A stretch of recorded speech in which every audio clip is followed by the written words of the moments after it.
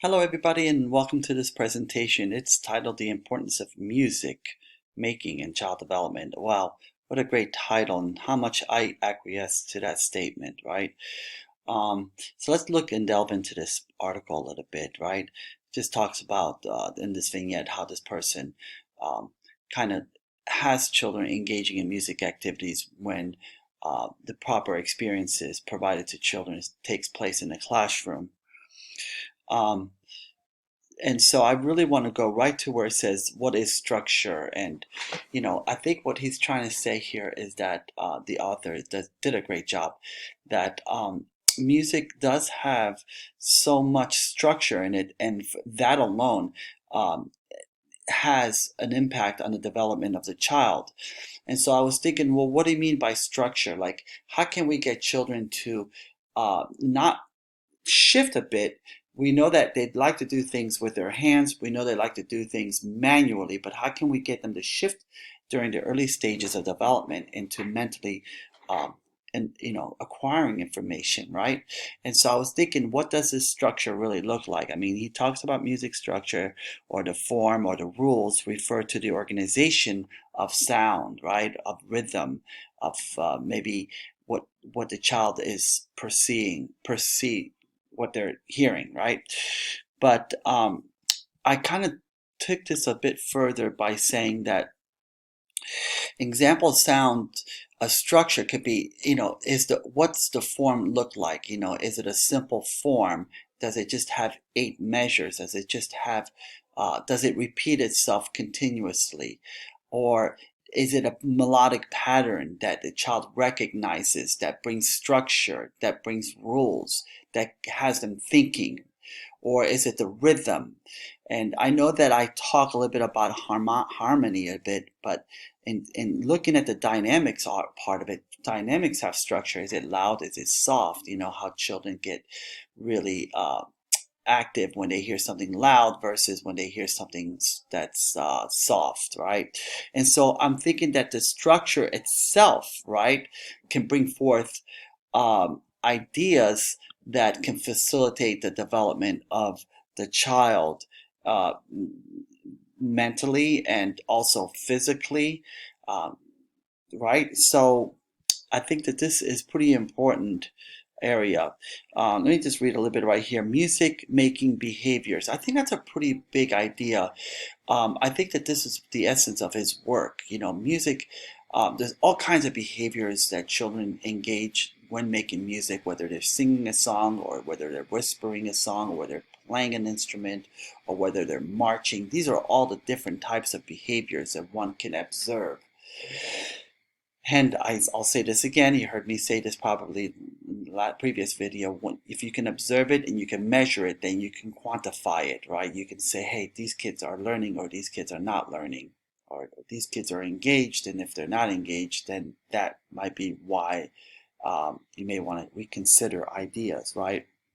It says the level of musical proficiency of adults, whether singing or playing instrument, is not important to children, right? And I think that's a pretty big deal. I mean, we always think that, oh, wow, we can't engage kids in certain activities because we're not good at it ourselves. But, kids don't really judge adults for that. Really, the best thing we can do is provide students with, experiences that are appropriate and experiences that are positive, and then leave everything up to the child if they, how much they learn from that, let's say.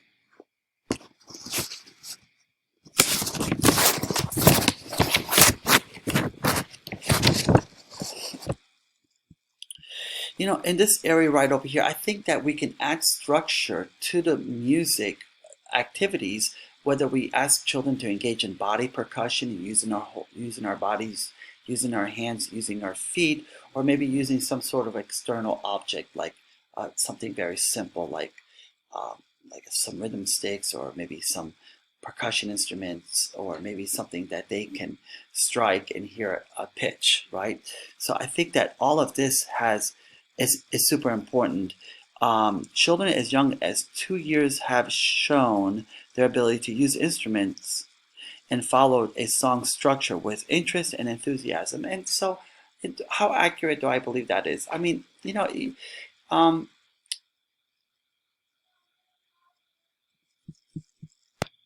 and so let's see.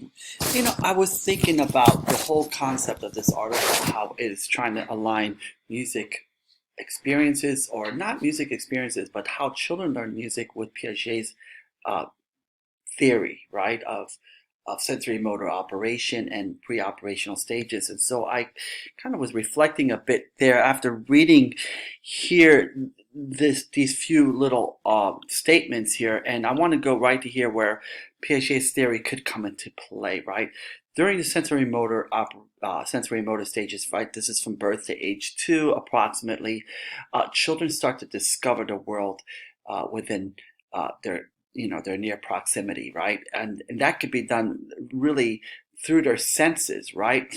Meaning that what they hear, what they see, what they are able to taste, smell, and touch, right? All of that is really what's happening here during the early stages. And of course, music can play a vital role in how children discover this world that they're in during the first few years.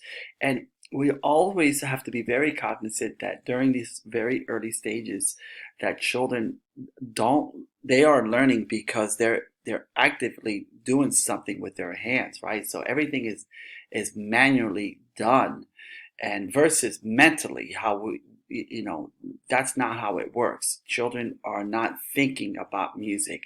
Children, it's either they're doing or they're not creating any learning experiences within. Right, so hopefully I made myself clear that these are just a few areas during the first few years of how Piaget's theory does align itself, or will align itself, to uh, providing appropriate experiences in music if we just are able to understand his theories, or his theory in this age. And then during the pre-operational stage, it's an expansion, a major shift in that the child is able to start to say things verbally, communicate, express. Their receptive skills are much different than the first few years, how they have acquired a certain type of understanding of the vocabulary. And of course, this has a lot to do with music, right? Receptively, how children are hearing things, or expressively, how children are able to express understanding verbally, right? And so I'm thinking that during the pre-operational stages, which is after the age of 2, we're looking probably by the age of 3 to probably age 6 or 7, let's say. There's a major shift in the symbolic way of thinking. Hey, listen, this stands for something. This instrument stands for something. And so these are all of the ways that children are essentially constructing knowledge during the early years of child development. I'd like to go to the next area of this article, and again, I'm just going to read a bit where it starts right over here, where it says, during the 20 minutes of music session with a group of infants, I might observe an infant intimately joining in as I sing and play rhythms, stopping to watch her peers to do the same, crawling or toddling away from the instrument to find a toy, and then resuming her efforts to help me make music. I was thinking about how children really learn is through engagement, and Mildred Parton's work came into play as I read this. And I just want to emphasize a little bit of Mildred Parton's theory, because I strongly believe that, when children are just sitting in the background and, and this is, they're just listening and looking. That's how they're acquiring information. And it doesn't necessarily mean that children have to be working as a team, or as a group at times. They could be in their own little world playing an instrument and still be part of that setting, let's say. So there's Mildred Parton's theory really, it's really great to kind of infuse that way of thinking to what music should look like during the early years of child development, right? Okay. All right, so the article does talk about structure in a way that every tune has its structure. Like what we do for Twinkle Twinkle Little Star, we won't do for the song titled This Old Man, I believe it says here. If you're happy and you know, excuse me. Because Twinkle Twinkle Little Star might be a little softer. Twinkle Twinkle Little Star, we might use our finger play type of activity versus If You're Happy and you know it, it's more of a party. It's more of you using body percussion, whether you're using your feet to stomp those rhythms out or your hands or something, right? So there's structure right there, which is facilitating or fostering the development of the child, you know. And I keep saying, hey, you know what? We can shift a bit if we do it just right by creating activities that facilitate the intellectual development of young children. Okay, so let's see what's up next here. Let's see here.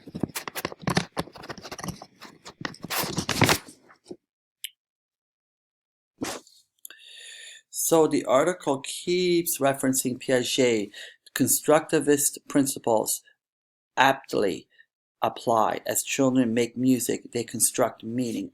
Absolutely. They construct meaning of the world they live in. They construct meaning of objects. They construct meaning of social skills. They even might construct meaning, of course, in the area of emotional development. It all depends what kind of song they hear and the modality of the song, right? That's got structure to it. Is it a sad song? Is it a happy song?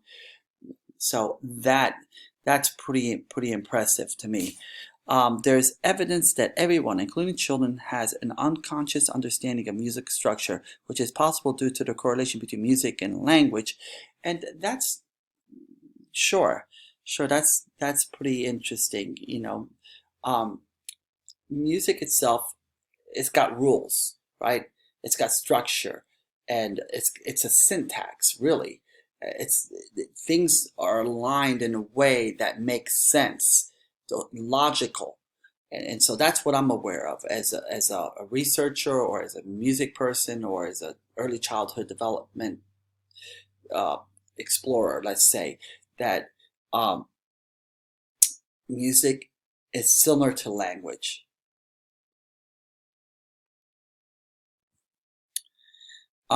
Let's see what it says here. Our perception of music structure requires cognitive function that automatically organizes sounds into cohesive units, an ability that we possess from infancy. And I think that, the consistency itself of a rhythm, the consistency itself of a tempo, right? It's all part of what makes music. I just want to go a little bit further to say that, this article starts to talk about, the way, not necessarily we can facilitate, okay,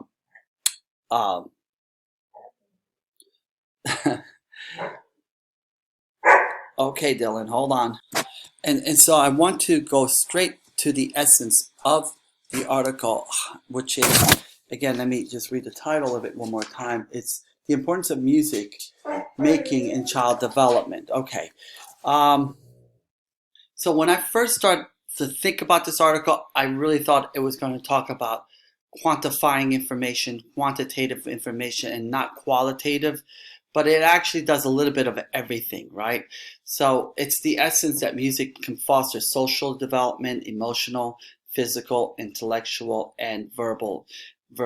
But here we are, it really gets into the mathematics and how music is very much associated with math, right? And I was thinking, well, what could I add to this conversation other than what this person said? And I was thinking that, we know that music is all about time. It's all about how fast things are or how slow things are, or the patterns of those rhythms, which essentially does lend itself towards how music is connected to mathematics. But I was also thinking that, there's other areas too, how music mathematically connects to math, which is, how things are apart, how far apart these rhythms are, or how far apart we are when we are dancing, let's say, and we're dancing to a beat, let's say. So there's so much related to space between the notes that you hear. in real time, let's say. I mean, this is nothing new. This is something that I've been thinking about for 20 years. And as I read this article, I'm just sharing with everybody what I'm thinking. Um, a child with a pair of rhythm sticks may tap out the rhythms in such a language that phrases to best of his ability. Sometimes a child who is not vocalizing follows the language patterns with his instrument. I was never thought about that, but um, children who have complex communication needs and have difficulties expressing themselves verbally, it doesn't mean that their receptive skills are they're having difficulties in that area, right?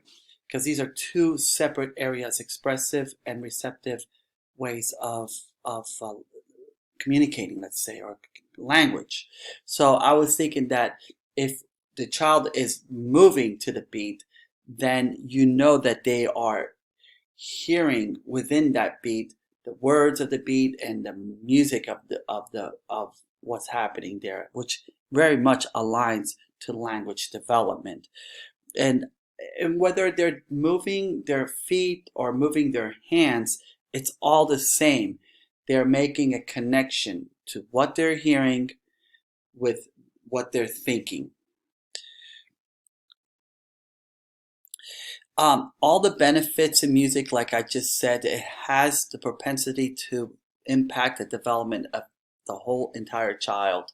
It's not just music for music making purposes to learn how to play an instrument and to learn how to perform on stage. Has music experiences have nothing to do with uh, those two areas.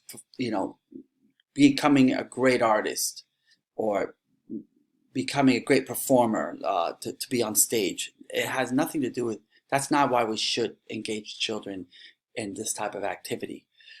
We should do it because we know it is appropriate and it has a positive impact on the development of the child.